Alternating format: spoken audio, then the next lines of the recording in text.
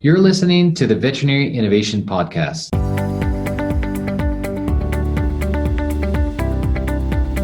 You're listening to the Veterinary Innovation Podcast. My name is Shawn Wilkie, and along with my awesome co-host, we interview the innovators in this space every week. Ivan, please go ahead and get us started. Hey, I'm Ivan Zach, excited to introduce you to Court Killgo. Court is a CXO, which we'll need explanation for, at Kontak. Originally, he was in Cloud Retriever, which then joined Kontak, and in the portfolio of a variety of products that improve the front desk timing and communication and the whole workflow, but also improves the bottom line of the hospital through improvement of communications. Court, welcome to the show. Hey, glad to be here. Thank you guys. Thanks for having me. So let's start there. CXO, what does that mean? So, I was not going to take the chief technology officer position at Kontak, so we let somebody else take that job. So since I'm caught in the middle of sales and technology, we decided on experience officer, being that I kind of have both of my feet in both sides of that equation, right? So I still dabble in the technology side of it, making sure that everything technologically is performing well and advancing correctly without having all of the responsibilities of the CTO, but also in one foot in the sales side of it, making sure that I understand what the clients want and understanding how to convey that properly to the engineers to make sure that the product stays in line with what our original vision is, and that is servicing the veterinarian space. That's awesome. And it's Chief Experience Officer? Is that what it stands for? Yes. Right on. Court, so just maybe like 1,000-foot kind of view. So I know Cloud Retriever. I've heard about that before, and I think there was maybe an acquisition or something that happened. But can you kind of give us like 10,000 square foot Kontak? Who are you? What do you do? And why are you doing it?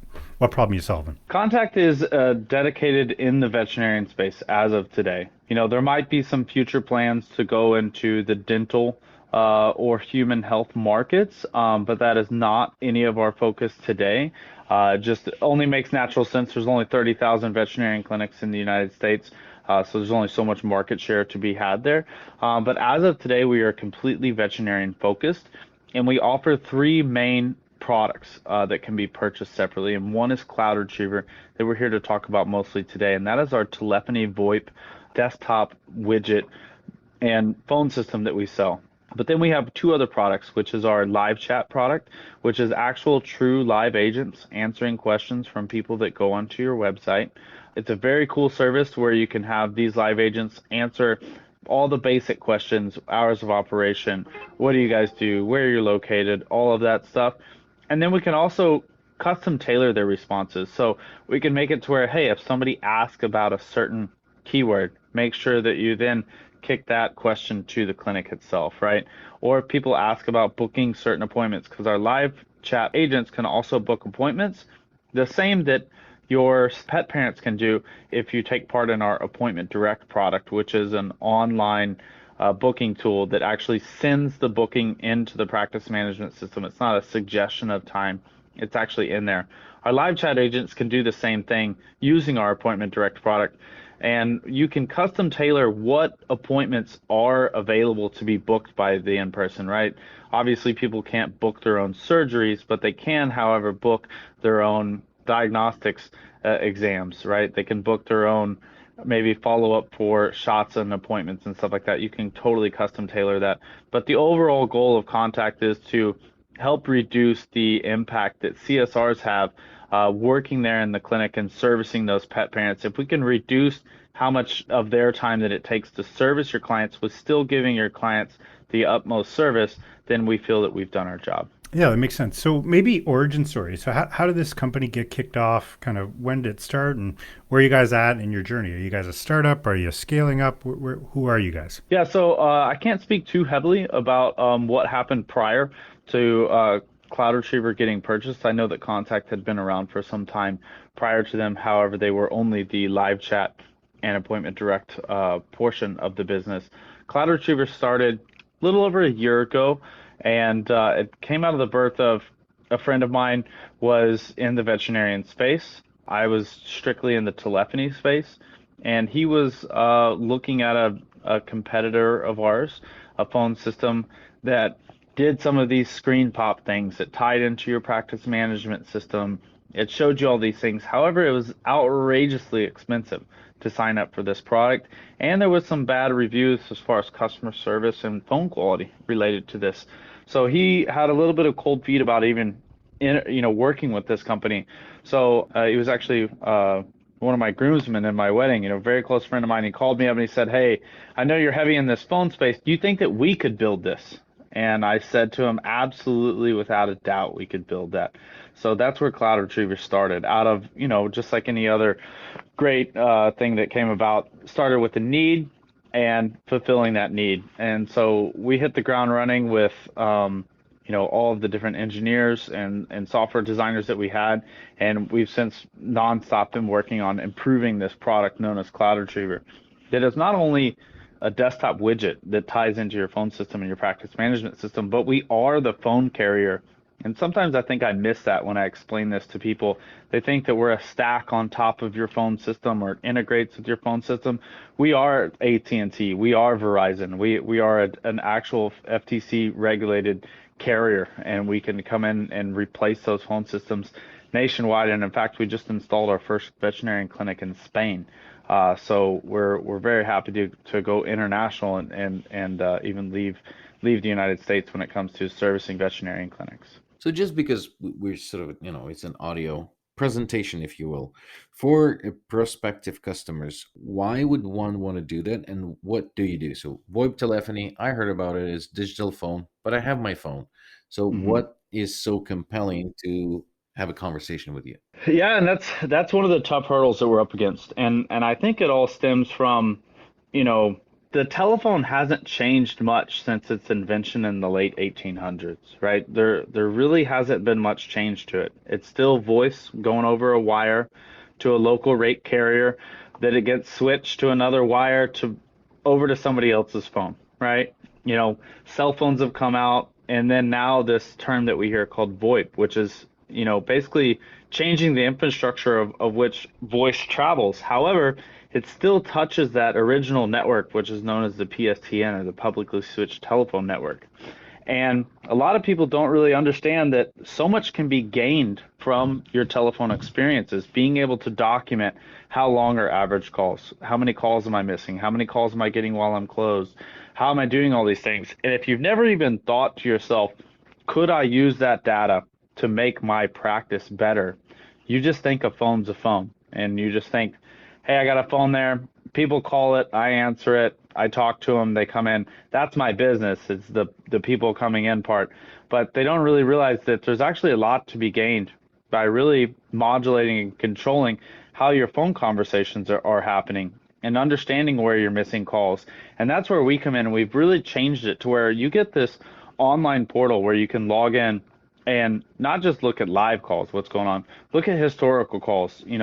I've designed this IVR workflow that says, when you call in, press 1 for medication, 2 for this, that, or the other. And then you really want to determine, are my calls actually being answered when they press those different routing options, and how can I make that better? And that's truly where we come in, and we can show you those different statistics. Many of our clients, when they start off, they don't even realize they're missing phone calls. They think that they're missing like a couple a day.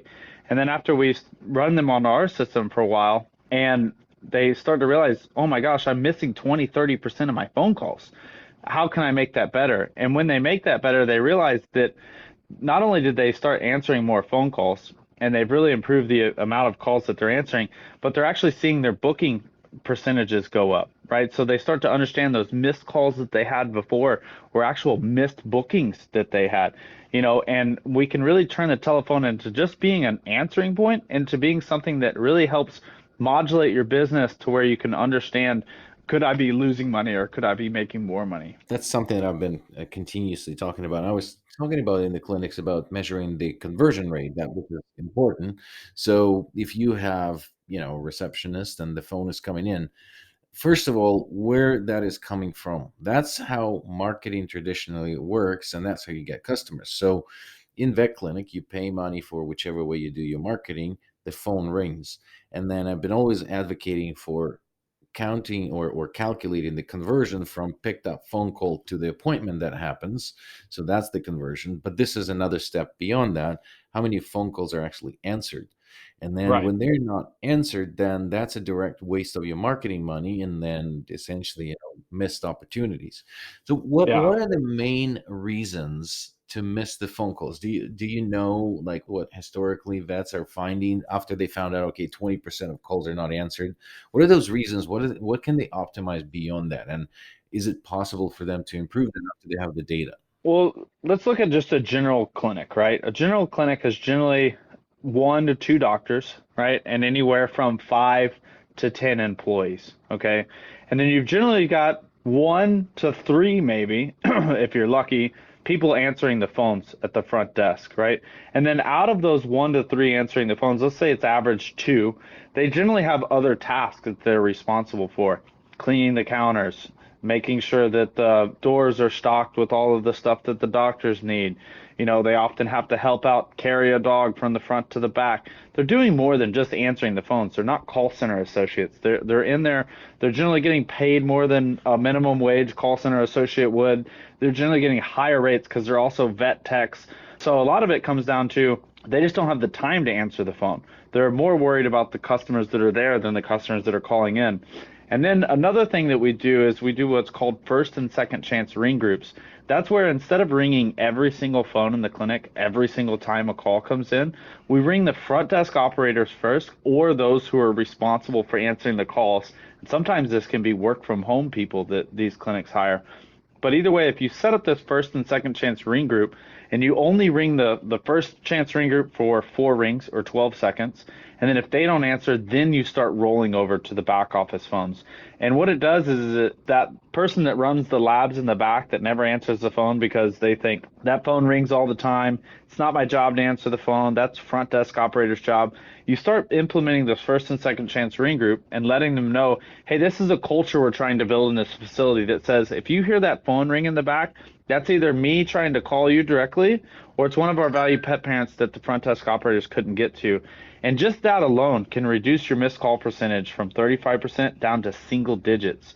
And you're going to see that rate you talked about earlier, Ivan, where you said we want to match up inbound calls with set rates. Well, most of the modern PIMs have a transaction stamp inside of the practice management system. So if I can match an inbound call that matches a phone number of a client that matches the same time as that inbound call to booking an appointment from the CSR, I can know for a fact that that booked appointment was only because of that inbound phone call. So then I can start to build a percentage of inbound calls that result in bookings based off of that distinction, right? We might be off a couple points here and there because somebody forgot to, they wrote it on a post-it note and tendered it later, but for the most part, we can see that average bookings are generally across the board about 30% of all of our clients. 30% of inbound calls result in bookings, and 30% of inbound calls are missed by the front desk operator or the first chance ring group on app, just across the board. And it's like if you don't have a second chance ring group, you just miss everything else. And if you do, you can start to collect some of that 30% that you missed earlier. Yeah, that makes tons of sense. So, Court, this is a super duper crowded space. You've got Ring Central, you've got Dialpad, the ex-Google guys started it, you've got Weave, you've got 100 other technology startups that are in the telephony space. What makes you guys different, and why should customers investigate what you're doing compared to these other massive companies? I've been in the VoIP space now for 15 years. I've worked with all the likes of all of the top dogs out there: Cisco, Avaya, ShoreTel, Mitel, all the way down to the dial pads and some of those online integrators that you talk about. They're all good. They offer good phone service. There's no doubt about it. I mean, I can't trash on them too hard, right? They have great amount of clients. They do a good job. But what's different about us is, first off, we do have a patent on our routing technology, right? So we have a special way that we route calls to ensure that they do not drop and they do not result in that robot sounding voice that you get from VoIP. And what that is we actually simulcast the call. Once it leaves your facility, it actually transverses to all 5 of our servers, taking 5 distinctly different paths. So that way, if one path has a an obstacle. So let's say you're routing through a data center that somebody just decided to run a financial report. On a traditional, even Mitel, ShoreTel, Ring Central, any of these, they take one path. So if that path gets congested for whatever reason, you have to terminate the call and reestablish the call. In our system, you do not have to terminate the call and reestablish it. So, you might think to yourself, well, I only drop a couple calls a year, but to us, that's super important. And then on top of that, it's our ability to access the data. Many of those systems that we talked about before do not offer full transparency to data. They do not let you dig in to see what their current latency and jitter and everything was on every single call, or map every single data point of the call. Everything that you can do in our system as far as controlling options, switching, routing, determining when calls enter the system and how they transverse through those calls, every single one of those data points are completely wide open available. You can use our marketing sources and our dashboards that we offer that we think are very comprehensive, but we oftentimes get people that say, you know what, we have a Power BI dashboard that sits in our corporate headquarters that they want to see exactly how many missed calls did the whole corporation get today? How many calls did they answer? How, all of these different metrics. What is our current inbound set rate? And they want to see that on a Power BI dashboard. We're the only phone system that has the ability to do that currently in the veterinarian space to the degree that we can do it in. And I think that's truly what separates us apart, is that data reconciliation, being able to put that in your own way and tie that into whatever marketing dashboard that you want to use. So from the business owner perspective or the consolidator, I can see this being a very valuable tool, especially the data, and then you can leverage that to, well, what you can measure, you can change. But from the user perspective, can you paint a little bit of a picture? Because there's an end user, there's a receptionist that picks up the phone, and you said there's desktop widgets. What do they do, and how do I sell it to my receptionist in the clinic and saying, hey, I have this cloud retriever that I want to implement in our hospital, and this is what it's going to help you in your life. So what do they experience, and how does it optimizing their day? And can I tack on who is your ideal customer? Yeah, absolutely. Our ideal customer is literally just anybody in the veterinarian space, right? So anybody out there, large, small, specialty hospital. The specialty hospitals get a little bit more crazy just because they generally have higher amounts of staff. They're more of an office style setup. Sometimes, a Blue Pearl might have 50 employees at a single location, right? Those type of things where much more crazy switching and routing is involved. But we have clinics that are mobile clinics that they have one staff member. So anything in between is what we're looking for. But as far as like what we do for the CSR themselves, like how do I get my CSR to use that? And believe me, that's a huge question that we ask ourselves all the time, because it's one thing to sit in a board meeting and point at some cool stuff and show some board members, hey, this is going to do this, and here's all the metrics, and everyone's happy and they all sign off on it. It means nothing if the CSR doesn't use it, right? So it doesn't matter how cool we talk it up. If it doesn't get used, it's completely worthless. So we've really taken that into account. And I wish I could show you guys here, and to anybody listening, if you want to set up a demo and check this out yourself, please visit getkontak.com and check that out. But our display that we have that runs on the computers of the CSRs is pretty cool. It has pop-ups that pop up when inbound calls come in. And since we are veterinarian specific and we don't do nail salons, hair salons, human medical offices, and things like that, the metrics that pop up on that call are derived from the practice management system themselves. Things like, do they have a past due balance? Do they have an aggressive breed animal? How many animals do they have? What are the gender and spay-neuter statuses of those animals? What breed are those animals? And all of it pops up in a really nice uniform box that your CSR then can really quickly know.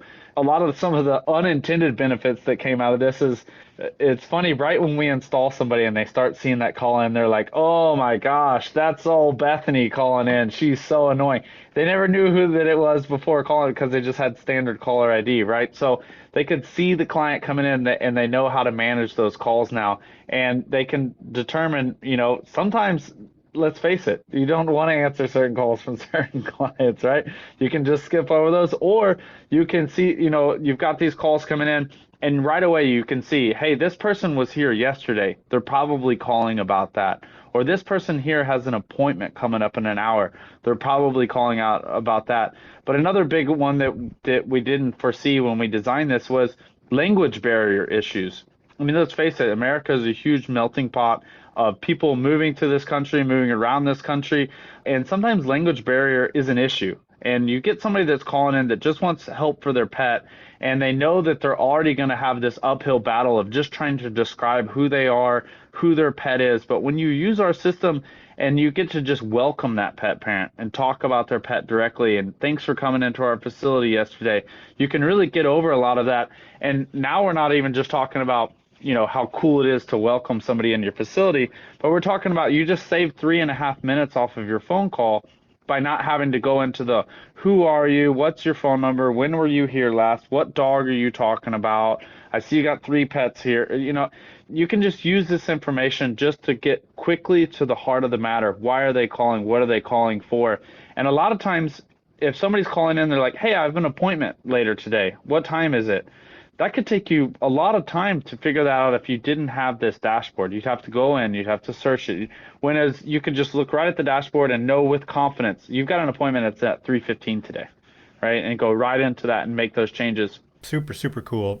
One other quick question. Do you integrate with all the practice management softwares, or which ones do you currently integrate with? So we integrate with all of the cloud softwares except for EasyVet, which is turning out to be somewhat difficult to integrate with. They're just slow to respond to emails. And I believe that they currently think that we are trying to interfere with their text payment since we do texting. But as of today, we don't do any text payment. So EasyVet, if you're listening, please let your clients integrate with us.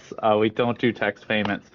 But either way, we integrate with we have current live integrations with Shepherd, Rhapsody, eVet Practice, which is now Pulse, VetSpire, all of the major cloud PIMs we currently integrate with. And we have integrations with what I call closet PIMs, or, which are the practice management systems that actually sit in your closet on site at your facility. The only thing with those is most of them aren't completely live. A lot of them are completely live, but some of them have like a 5-minute, 10-minute, 20-minute, 30-minute, hour delay, 2-hour delay, maybe even a day delay on how quick we can get that information. But what we're finding out there is that people are making these switches to these cloud-based PIMs, and if at least they're on a closet PIM, they're on a version of Cornerstone that does give us live data, or they're on a version of Avamark that does give us live data for whatever reason. So we can work with all of them.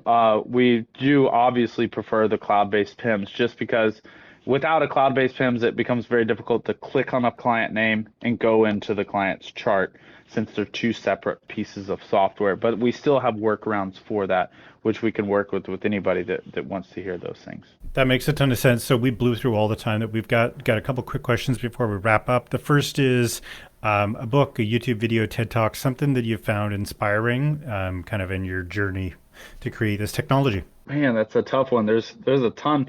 Honestly, a lot of the TED Talks are pretty good. But one that I enjoy a lot was a TEDx talk by a guy named Saeed Amidi, who is the CEO of Plug and Play Technology, who just talks about, you can have all these cool ideas to do all these different innovations. You can make all these crazy things. The world is your oyster. You can do whatever you want, but none of it means anything if you can't bring it to market. Let's face it, you could spend $20 million and build a robot that picks up pieces of paper off of the printer and walks it over to people, right? But there's no market for it. So it's kind of pointless to build those things. So I've always geared myself to making sure that whatever I'm working on, whatever I'm currently geared and focused towards and working on, make sure that there is a market for it. And can I bring it to market? And for this one specifically, the market's out there. The veterinary industry is very receptive to what we're doing, and I'm excited to be working on this project. It's awesome. That's the difference between invention and innovation. Innovation is invention taken to market. And the last question that we ask, do you know anybody in the veterinary domain that would be also interested in, as a guest here? to bring to our audience? Oh, geez. Kind of on the spot here. I'll find somebody and I'll let you guys know. I'll shoot them over. Thank you so much for listening to the Veterinary Innovation Podcast. If you want to hear about our new episodes, please follow us on any social media channel. Also, you can check out our website at veterinaryinnovationpodcast.com. See you next week.